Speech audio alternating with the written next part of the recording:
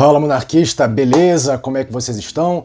Eu sou Rodrigo Brasileiro, editor da Confederação Monárquica do Brasil, e hoje nós vamos falar sobre as origens do parlamentarismo. Se você estiver vendo esse vídeo pelo YouTube, já dá aquele like para dar uma força aí pra gente. Pessoal, é muito interessante falar sobre esse tema, porque o parlamentarismo, ele não foi uma teoria que virou prática, ele foi uma prática natural de um processo de estrutura de poder que virou uma teoria. A gente pode colocar a origem do parlamentarismo como a partir do século XI, onde se forma um embrião desse que é atualmente o modelo parlamentarista moderno. Nessa época, a gente tem os primeiros relatos de um conselho, de um grupo que auxiliava o rei na tomada de decisão, na administração, que era chamado de Privy Council. E era formado por aristocratas da nobreza, enfim.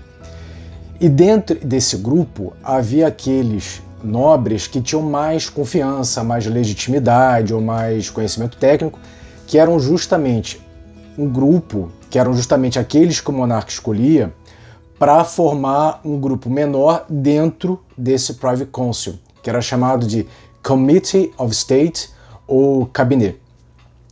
Esse cabinet, ele é o embrião do que hoje a gente tem como governo. A diferença é que na época o cabinet, esse pequeno grupo, ele era totalmente dependente do monarca, e hoje a dependência maior é em relação ao parlamento, cuja o embrião é justamente o Privy Council. Esse Privy Council, ele foi evoluindo ao longo da história, ele foi ganhando importância, ele foi ganhando legitimidade, ele foi ganhando poder, ele foi ganhando importância nas questões administrativas.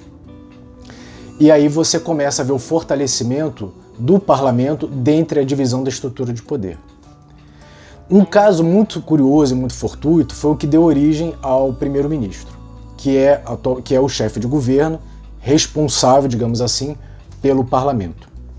Isso aconteceu no ano de 1714, quando a rainha Ana morreu, ela não deixou descendente, e aí o parlamento nomeou um neto de Jaime I, Jorge I, como rei da Inglaterra, então assim ele assumiu a coroa.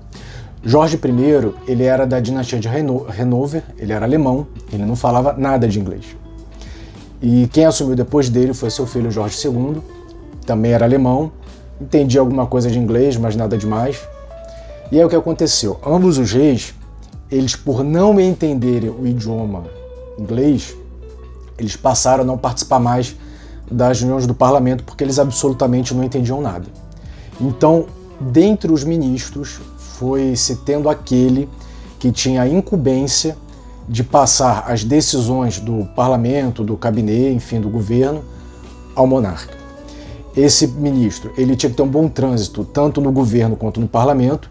Esse ministro, ele tinha que ter uma respeitabilidade, e ele tinha que ser bilíngue, porque ele tinha que traduzir do inglês para o alemão.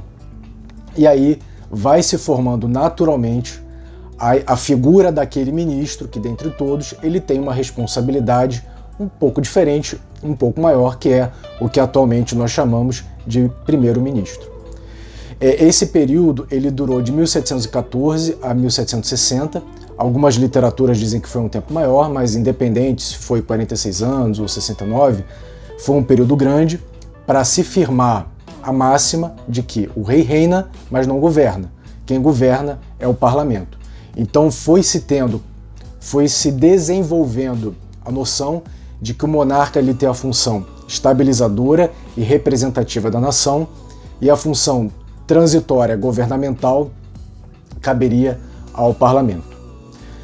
Com o tempo, foi se tendo a questão da responsabilização desse ministro. O que isso significa? Que esse ministro, para ele manter-se no poder, ele tinha que ter maioria no parlamento.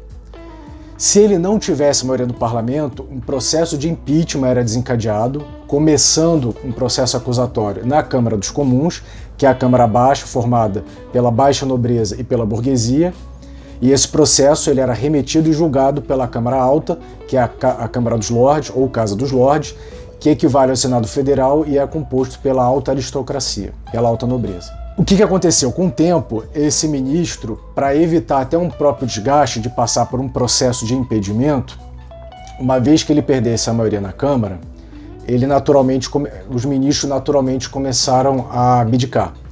Então, se já não era, com o tempo, não se tornou mais necessário você ter um processo de impeachment, bastava você ter a perda da maioria. Como é que isso é verificado? Através de um voto de desconfiança, ou também chamado de moção de censura, que é quando a oposição ela pede uma contagem para saber se os deputados que compõem aquele parlamento, se eles apoiam o governo, se eles são base do governo ou se eles são oposição ao governo.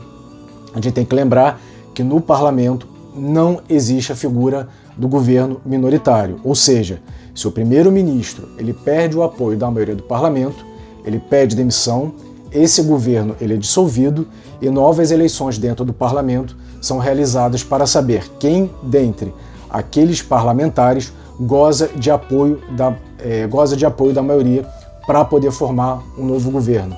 Eu quero agradecer ao Cauê, que está me ajudando aí a editar os vídeos, quero agradecer ao Francisco, também de Alagoas, que me ajudou com o material, e quero deixar um recado para você, monarquista. Pessoal, a gente precisa ler, a gente precisa estudar, eu vou deixar a bibliografia na descrição do livro e não deixem de estudar, tá bom? Um grande abraço para todo mundo e salve Dom Luiz!